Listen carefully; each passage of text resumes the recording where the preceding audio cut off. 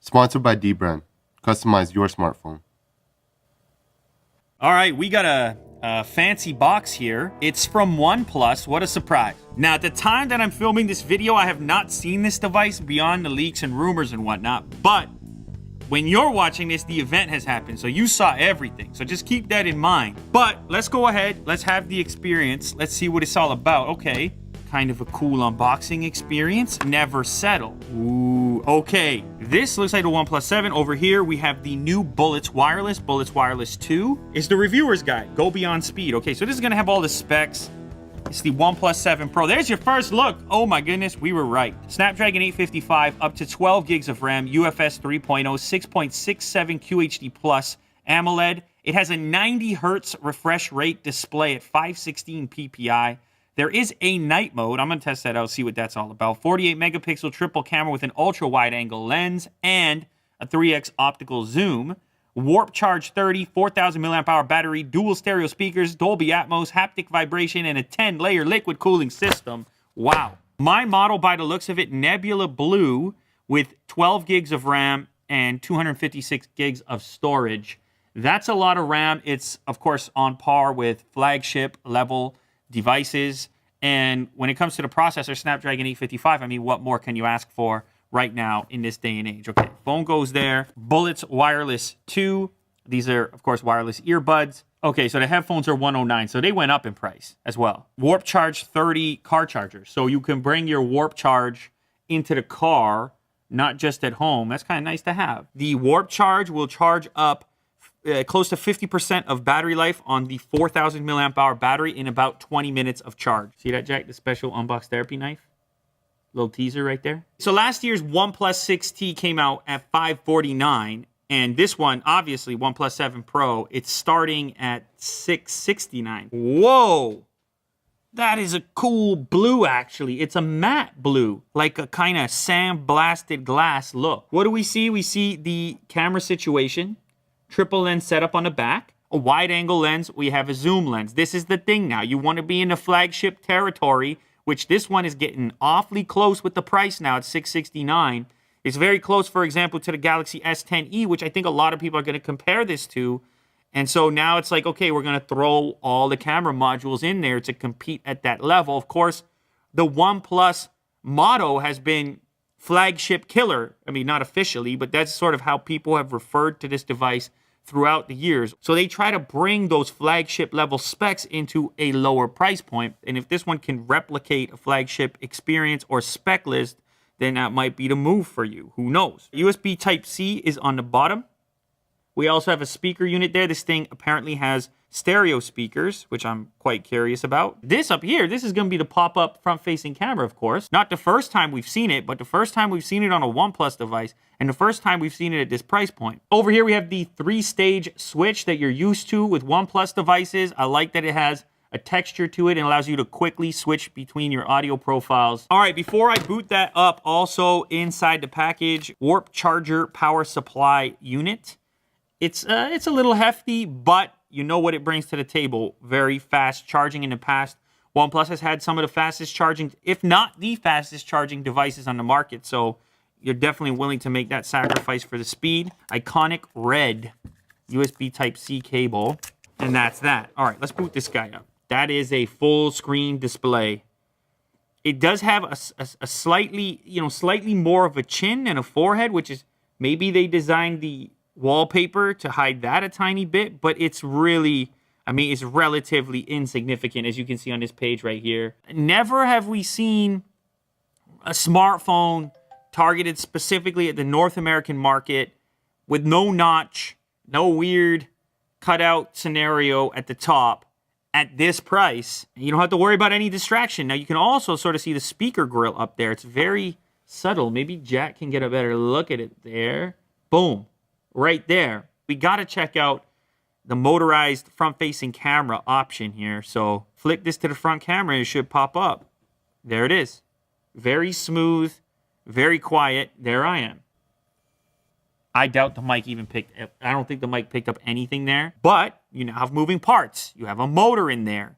This is an important thing to consider. This is where it gets a bit weird. Like, I've been a fan of Face Unlock on OnePlus products for a while now because it's so fast. Now, it's not the most secure, but it's really fast. So if you want to make that exchange speed for security, you could, and you could have maybe one of the fastest, if not the fastest, Face Unlock in the game. With the pop-up camera, not only does it take a second to pop out, but now you're utilizing that motor a lot, and maybe you're more inclined to go with the fingerprint. Maybe this is the compromise. Maybe this is your next phone. I don't know. All right, let's test out these speakers I kept talking about them. I'm real curious. Just before I pop off a few shots with the camera. Than Apple's AirPods. And they have a slightly different design. I think this will be popular for... There's also Dolby Atmos in here. Now, it's in dynamic by default. I'm going to leave it there. You don't need to remember, was that button on the left or on the right? Now, of course... a little muffly. A little bit muffly. Most of the sound is coming out of the lower speaker here. If you cover this speaker grill,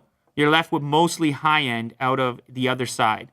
So again, it's this thing where manufacturers are saying, okay, this is stereo speakers, but in reality, it's two speakers doing different things. And you don't want something. Let's just, I got to get to the bottom of this because is it my ears? I should know for sure. Huge. And you want something sweat resistant. Well, this has Aldo 9 hours of wireless play, 24 hours with the charging case. Sweat components and attributes. So I think I would give the clarity award here to the iPhone.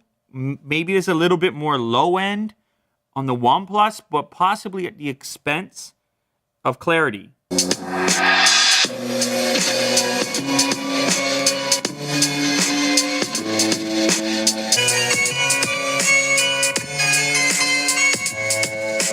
The iPhone wins in the sound department. Tried a couple different scenarios. I think the music setting on the Dolby is a bit better, like when you have that engaged versus dynamic mode on the OnePlus. Now, we might as well pop up the camera while we're at it. Okay, so 0.6, this is what I like. This is cool. This gives you a really wide field of view, as Jack can kind of showcase there. Boom. Now, if I switch to the standard focal range, you can spot the difference. And then, of course, 3x zoom. What's the difference going to be? So there's 1, there's 2, there's 3. And this is the best excuse for jamming a bunch of cameras, a bunch of lenses into your smartphone, is to give you different focal ranges. And that allows you to have a different perspective and ultimately create different photos, as opposed to in the past where like these extra lenses were capturing extra data for various portrait modes and whatnot. This is just immediately useful, as you can see. Let's go ahead and grab the plant. So once again, we're going to go wide. We will move to standard and all the way up to 3x zoom. Look at that. It's a wallpaper right there. We're doing wallpapers with the famous fake grass. These results look kind of promising right now. There's still a portrait mode in here. So we have our famous model here, and we will focus in here. She's in focus. The plant is blurred. The shoulder, this is what you look for, the edge detection in the portrait mode, and it looks okay. Now, there's also a night mode. They're calling it Nightscape, and they kind of have to have it these days. Like, you gotta have a night mode. Let's go dark. Ooh, it's staying bright. Wow. Okay, you can see how dark I am. I'm barely a shadow over here, but the plant is still there. So, Jack, you can go ahead and pick that up, and of course, you're in that frame. Of course, we got Kirk in this frame. Say what's up, Kirk. There you are. It's in here, and that's a promising sign. That's a good thing. I think at this price point, pretty much everybody's going to want to have it. Now, I can't forget that pop-up fancy front-facing camera. It's a fairly wide selfie situation, as you can see there. HDR mode seems to be engaged here by default, but beauty mode off by default. Uh-oh, not the most friendly there. On the contrast, it blew out my cheek. Now, keep in mind, I take this same selfie with almost every smartphone that comes across here, so it looks to have a bit of an issue with dynamic range here. Now, maybe I can get it zeroed in on my cheek a little bit better. It's very sharp. The beard hair test is there.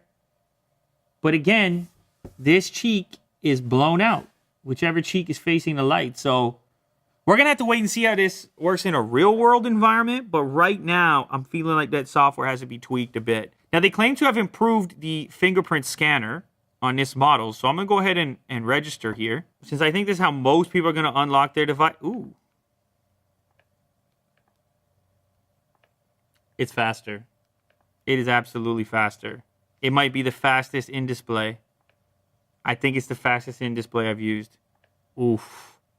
This technology is finally getting perfected now to the point where you're not going to be thinking about face unlock, to the point where you're not going to be thinking about fingerprint scanners. They still have face unlock on this as well if you want to use it. But the question is, how quickly does this front-facing camera pop up? Now, in the past, OnePlus face unlock has been crazy fast. I've shown it off before. But now you're dealing with the pop-up camera. So let's see how long that takes. Huh. It's not terrible. But it's definitely not as fast as it used to be. Now keep in mind, that's strictly optical based, right? It's just a front-facing camera comparing your face to the image that's stored inside of here. So it's not going to be as secure as other technologies that are out there. And then you take into account now that it's a little bit slower than if you didn't have to pop the camera up. And again, I just feel like you're just going to use the fingerprint. I would turn that off. I don't think I would use that frequently. It does work, but you're going to be stressing out. You're going to be using that motor on a front-facing camera a lot. The display, QHD Plus Fluid AMOLED, 6.67 inches. It's a big display, bigger than 6.5 inches. So here's the main advantage. I mean, this is why you want the bezel-less design. There's no distraction. It's all video. And this is the trade-off that they're asking you to make. They're saying, okay, your front-facing camera is going to pop out. It's going to use a motor. It's going to hide most of the time.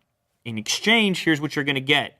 You're going to get all video all the time. And when you think about video consumption and content consumption on a smartphone, that's the thing that most people do frequently. But I think most of you are spending more time watching video than taking selfies. Could it be a huge issue if the camera didn't come up for me one day? Maybe. And I actually needed it.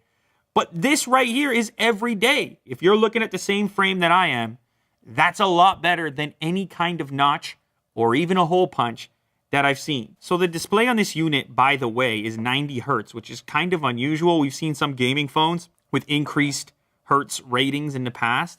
What this means is, I mean, it's not just for gaming. It's also your input. Like when you're swiping through a list, for example, it's the impression of reactiveness and responsiveness. It's just a little bit more twitchy. When you're using it, you do notice it. I don't think it's the reason to get this device, but it is cool to see it in an OLED panel. So this could be an interesting target device for gamers when you combine the OLED display at 90 hertz along with the stereo speakers and no notch to cover up any element of the gameplay. You could imagine this being a popular choice. Of course, all the RAM and the Snapdragon 855 doesn't hurt either. This is worth noting as well. It's available in other colors. So I have Nebula Blue. It's also going to be available in Mirror Gray and Almond. Almond kind of looks like a champagne gold. They claim the pop-up camera's elevator mechanism has been tested over 300,000 times. That's a lot.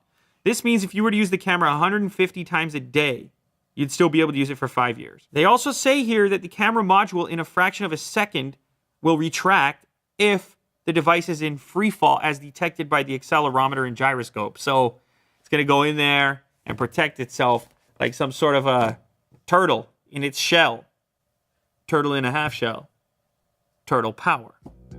All right, so what can I say about this device? It's OnePlus continuing their trend upwards, continuing to get more premium with a more premium price tag to match. The bezel-less display, which has been a relatively niche thing, we're going to give you top-of-the-line specs. You just got to pony up $669.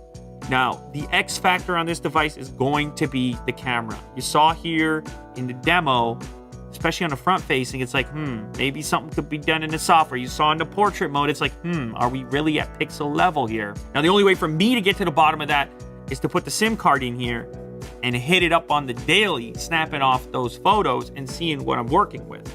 The rear camera looks promising even in this environment. I thought the plant shot, for example, looked pretty good. So here's the thing. If the camera can exceed my expectations in the real world, we're going to have a serious contender on our hands here.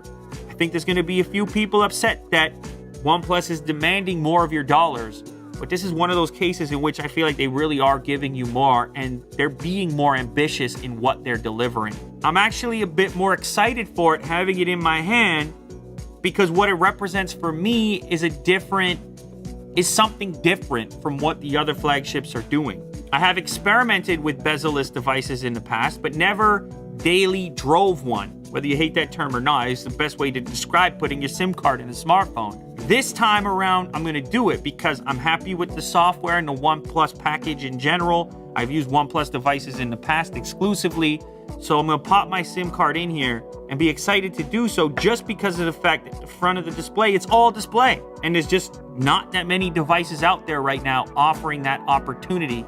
And definitely not a lot of devices targeting North America at $669 that offer up that opportunity. So I'm gonna be happy to slip my SIM card in here. I'll let you know about the camera later. But for now, that's the OnePlus 7 Pro. $669 starting price, Nebula Blue, Warp Charge, Snapdragon 655, up to 12 gigs of RAM, 4,000 milliamp hour battery, OLED display at 90 Hz. It's an interesting package.